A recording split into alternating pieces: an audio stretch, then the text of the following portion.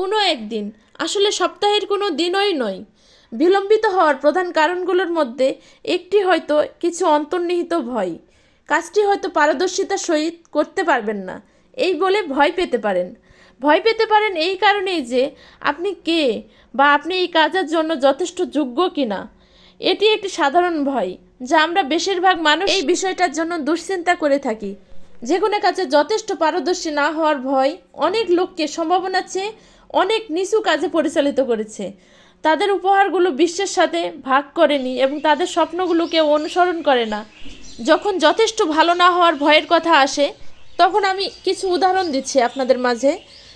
মনে করেন কেউ একজন ব্যক্তি যিনি অস্কার জিতেছিলেন, তিনি ভেবেছিলেন এটা আমার একটা অপ্রত্যাশিত সাফল্য।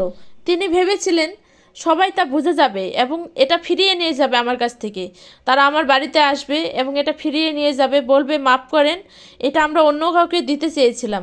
অস্কার প্রাপ্ত ওই ব্যক্তিটা মনে করবে কেন আমাকে ওই কাজের জন্য তারা যোগ্য মনে করবে, আর কেনই আমাকে ওই কাজের জন্য তারা গ্রহণ করবে। আসল কথা হলো, এমনকি সব থেকে সফল ব্যক্তিরাও যথেষ্ট পারদর্শী না হওয়ার অনুভূতি অনুভব করতে পারেন।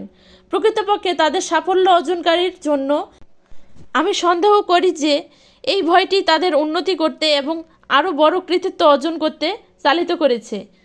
এখন সাফল্য অর্জনকারী এবং অন্যান্য ব্যক্তিদের মধ্যে পার্থক্য হলো, সাফল্য অর্জনকারী ব্যক্তিরা তাদের নিজেদের উন্নতির জন্য অক্ষমতার অনুভূতি ব্যবহার করে।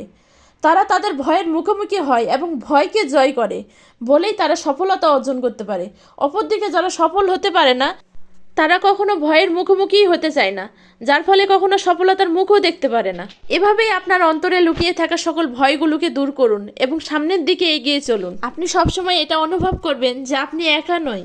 তবে আপনি কি কখনো ভেবে দেখেছেন যে অপ্রতুলতার ভয় একটি ভালো জিনিসও হতে পারে? আপনি যদি যথেষ্ট পারদর্শী না হওয়ার বা যথেষ্ট ভালো কাজ করতে না পারার ভয় পান, তাহলে এর মানে সম্ভবত আপনার নিজের জন্য অনেক উচ্চ মান মর্যাদা রয়েছে। আপনি জানেন যে আপনি আরও ভালো কাজ করতে পারেন এবং আপনি সঠিক।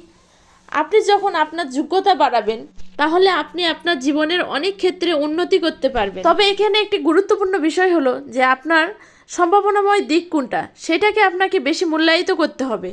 আপনার সকল কাজের জন্য আপনি অত্যন্ত যত্নশীল হয়ে উঠুন। এটা সবসময় আপনার মাথায় রাখতে হবে যে আপনার জীবনের উন্নতির জন্য আপনার অনেক জায়গা আছে এবং আপনার এখনও অনেক কিছু শেখার আছে।